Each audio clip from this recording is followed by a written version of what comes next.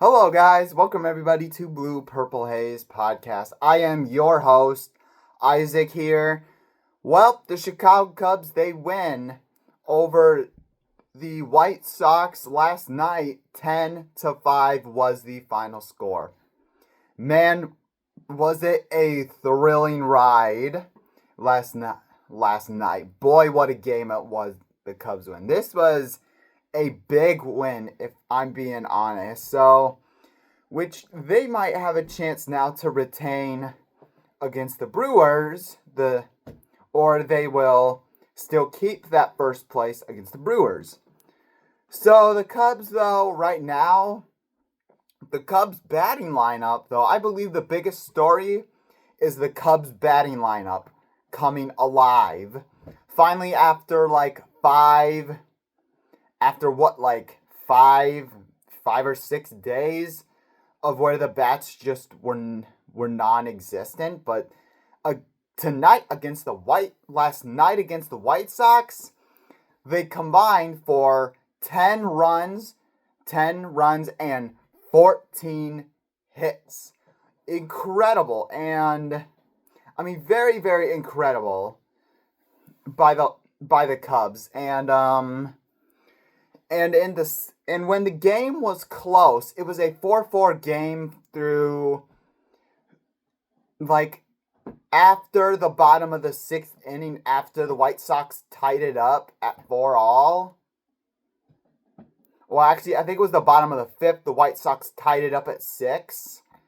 It was a really tight game. And then the Cubs offense, through the 7th and the 8th inning, they scored 6 runs in those 2 innings. So they ensured that the Cubs would win. White Sox would score a garbage time home run, but it was already over. So the Cubs batting lineup was alive. Every single person in the starting lineup got a hit. Every single one got a hit. Maybe besides Matt Shaw, who was pinch hitting, but that's okay. The Cubs offense, they got it done more than enough. And Carson Kelly, he was magnificent. He had a 3 for 5, 4 RBI day for Carson Kelly. He was spectacular with runners in scoring position. Alex Bregman was solid, 2 for 4, 3 runs scored. He didn't get any RBIs, but he was still overall very solid. Ian Happ was great, 2 for 5 day for him, a run scored and an RBI for Ian Happ.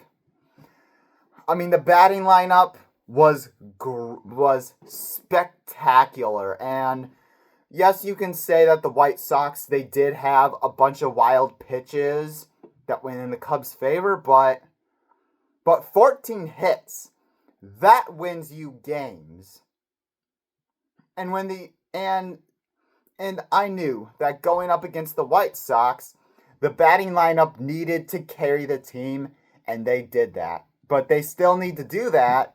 Hopefully they can continue this. Maybe scoring 10 runs every single game is, yes, you can't do that every time, but to be consistently like this, hey, more hats off to the Cubs for that. And the pitching was okay at best. Edward Cabrera, he was solid for 3 or 4 innings, and then I believe in one of the innings he gave up a 2-run home run, which allowed for the White Sox to get back into the game to tie it up, essentially. Ryan Rollison gave up a solo home run to tie the game up for the Cubs. And shout out to Trent Thornton. He played pretty well. He did great in 2 innings where it was a very dicey situation. There was a runner in scoring position with 0 outs. That's very tough. And